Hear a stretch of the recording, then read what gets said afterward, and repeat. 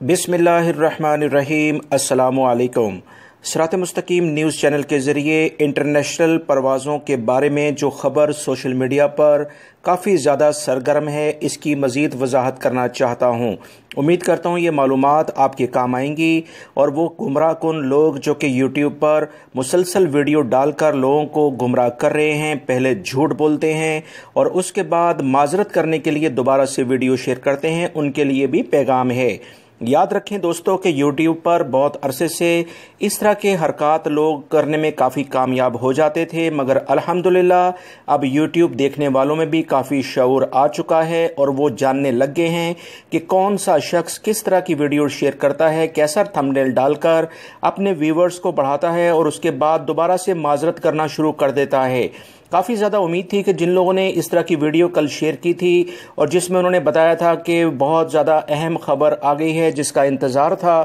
اس طرح کی خبروں کے بعد بہت سارے لوگوں کا آپ کو پتہ ہے کہ کس چیز کا آپ کو انتظار ہے۔ آپ لوگوں کو اس بات کا انتظار نہیں تھا دوستو کہ انٹرنیشنل پروازیں کھلیں اور اس میں سعودی شہریوں کی فیملیز کی جو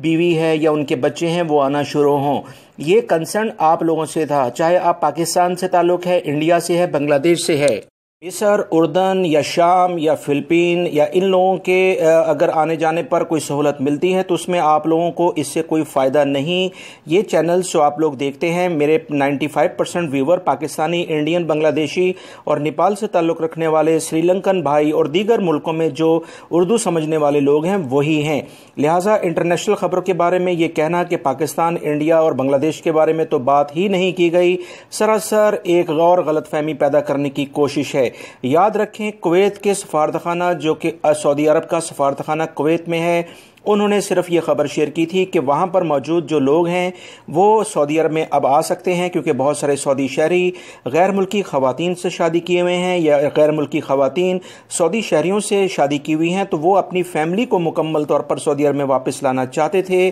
یہ ہے وہ اصل خبر جس کے بارے میں ایک واویلا کچھ لوگوں نے اس طرح سے یوٹیوب پر مچایا کہ جیسے وہ یوٹیوب میں ایسی خبر شیئر کر رہے ہیں جس کا غیر ملکیوں کو بہت انتظار تھا۔ ساتھ میں الحمدللہ کی خبر بھی شیئر کی جاتی ہے۔ یاد رکھیں سعودی حکومت کی جانب سے تازہ ترین خبر، جیسے میں ابھی آپ سے بات کر رہا ہوں، کوئی بھی ایسی نیوز نہیں ہے جس میں ہم کہہ سکیں کہ پاکستان، انڈیا، بنگلہ دیش یا دیگر ممالک سے غیر ملکی افراد جو کہ اقامہ ہولڈرز ہیں، آپ لوگ محنت مزدوری کے لیے سعودی عرب میں آئے ہیں، آپ آ سکتے ہیں، مگر امید ضرور ہے،